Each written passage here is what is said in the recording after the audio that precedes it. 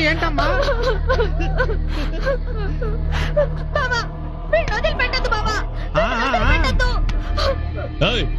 ఏంట్రా తూపు? నేనే కట్ చేశా, కావాలనే కట్ చేశా. ఏం కొడతావా? దమ్ముందా? రారా, దమ్ముంటే మా వాళ్ళ మీద చెయ్యి వెయ్యరా, వెయ్యరా. బాబు వీడి జుట్టు మాత్రమే కత్తిరించాడు, నువ్వు వీడి తల నరికి అవతల పారే. వెళ్ళవే.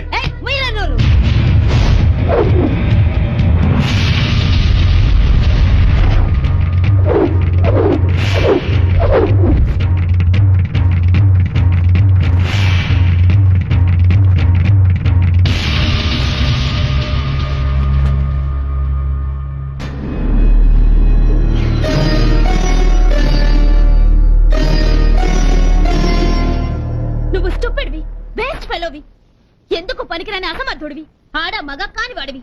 రేపొద్దున నన్ను ఎవడైనా రేప్ చేసినా పోనీలే వాడి శీలం విలువ తెలీదు అంటూ రాఘవేంద్ర స్వామి గుడికి తీసుకెళ్లి నాతో అంగ ప్రదక్షిణలు చేయించి పవిత్రం అయిపోయావు అంటావు. అరే, ఆడపిల్ల నీడ తాకితేనే అడ్డంగా నరకాల్సింది పోయి సినిమా చూసినట్టు చూసి సూక్తి ముక్తావని చెప్తావా?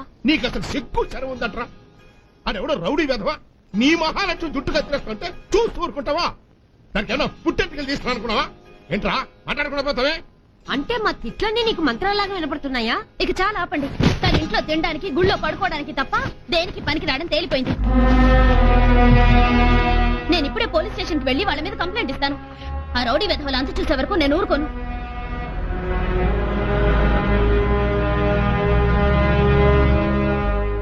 ఇది సమాజం సిగ్గుపడాల్సిన విషయం. అసలు మనందరం ఎక్కడ ఉంటున్నామో ఒక్కసారి ఆలోచించుకోవాల్సిన అవసరం వచ్చింది. అరే, సొసైటీలో సేఫ్టీ లేకుండా పోయింది. ఇది మనందరం ఖండించాల్సిన విషయం. వాడు ఆల్రెడీ ఖండించాడు. మీరు ఖండించడానికి ఏమీ మిగలలేదు. మీ ఫీలింగ్స్, రియాక్షన్స్ ఏమీ అక్కర్లేదు. వాడి మీద యాక్షన్ తీసుకోండి చాలు. ఎందుకమ్మా ఇంత చిన్న జడ కత్తిరించినందుకే అంత పెద్ద గొడవ చేయాలా అని? ఇది మీకు చిన్న విషయమే కావచ్చు, నా జడ చిన్నదే కావచ్చు, కానీ ఇది నాకు చాలా పెద్ద అవమానం. ఓకే ఓకే ఓకే, అంత emotional అవ్వకమ్మా.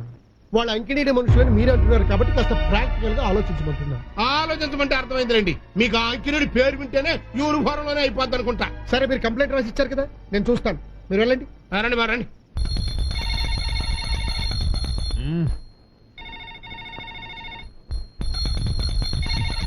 I don't like it. Hello, నేను మంత్రాలయం సీఐని మాట్లాడుతున్నాను. ఒక్క నిమిషం. పోలీస్ స్టేషన్ నుంచి సిఐ. నమస్కారం సార్, నేను మంత్రాలయం సిఐని మాట్లాడుతున్నాను. ఏంటి విషయం? మనోళ్ళు మన కాలేజీ ఏరియా అమ్మాయి మహాలక్ష్మి గారి కత్తిరించారట. అది పబ్లిక్ గా. మా వాళ్ళు ఏం చేసినా పబ్లిక్ గానే చేస్తారు.